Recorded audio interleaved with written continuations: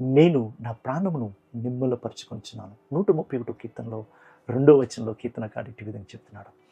దేవుని హృదయానుసారుడు అనడానికి ఆశ్చర్యపడవలసిన లేదు కీర్తనకారుడు. ఎందుకంటే చిన్న బిడ్డ ఎలాగైతే తల్లి మీద ఆధారపడుతుందో అట్టి విధంగా నా ప్రాణమును నిమ్మలపరుచుకుంటున్నాను అంటాడు. తండ్రి యొక్క హృదయాన్ని బయలుపరిచిన యేసయ్య కూడా ఇటు విధంగా చెప్పాడు. ఆయన దగ్గరికి వచ్చినప్పుడు మనము బిడ్డల వలె రావాలి అని అంటాడు. ఆయనే మత్తయి రాసిన సువార్త 18వ అధ్యాయం 3వ వచనంలో అంటాడు, మీరు మారుమనసు పొంది బిడ్డలు వంటి వారిగా అయితేనే కానీ పరలోక రాజ్యంలో ప్రవేశింపరని మీతో నిశ్చయంగా చెప్తున్నాను అంటాడు.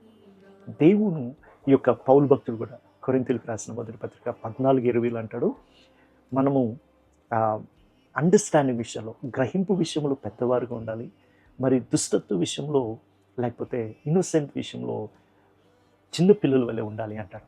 కాబట్టి మన యొక్క జీవితంలో దేవుని ఎత్తుకు వస్తున్న మనందరం, దేవుని దగ్గర ఎదుగుతున్న మనం అందరం, దేవుని మీద ఆధారపడుతున్న మనందరం కూడా చిన్న బిడ్డను పోలి మనము దేవుని ఎద్దుకు రావాలి. చిన్న బిడ్డను పోలి ఆయన మీద ఆధారపడడం మనం నేర్చుకోవాలి. కీర్తనకారుడు మరొకసారి మనకు అందరికీ ఎలుగెత్తి చెప్తున్నాడు, నేను గొప్ప గొప్ప విషయాల్లో ఉప్పొంగట్లేదు, మరి చిన్న విషయాల్లో కృంగిపోవట్లేదు. నా ప్రాణాన్ని నేను ఎలాగూ సాధు చేసుకున్నానంటే, ఎలాగూ నిమ్మలపరుచుకున్నానంటే, చిన్న బిడ్డ తల్లి మీద ఆధారపడినట్లు నా దేవుని మీద ఆధారపడడం నేను నేర్చుకున్నాను. అట్టి విధమైన భావంతో అట్టి విధంగా మనం ఎదుగుతూ దేవుణ్ణి సన్నతిద్దాం కాక.